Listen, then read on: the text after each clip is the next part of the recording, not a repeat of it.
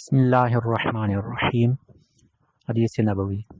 حضرت ابو ہریرہ رضی اللہ عنہ بیان کرتے ہیں، رسول اللہ صلی اللہ علیہ وسلم نے فرمایا، جس شخص کا وضو ٹوٹ جائے تو جب تک وہ وضو نہ کرے اس کی نماز قبول نہیں ہوتی۔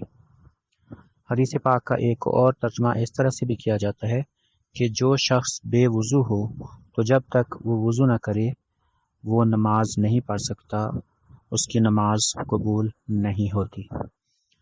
اب وضو کا تعلق پانی سے ہے، اور پانی بعض دفعہ انسان کو دستیاب نہیں ہوتا، اور اگر دستیاب ہوتا ہے تو اس کی ملکیت میں نہیں ہوتا، یا کسی بھی وجہ سے وہ اتنا مجبور ہوتا ہے کہ وہ پانی کو استعمال نہیں کر سکتا، تو ایسی صورت میں وضو کرنا اس کے لیے ضروری نہیں، بلکہ پاک صاف مٹی سے تیمم کر کے بھی وہ نماز پڑھ سکتا ہے۔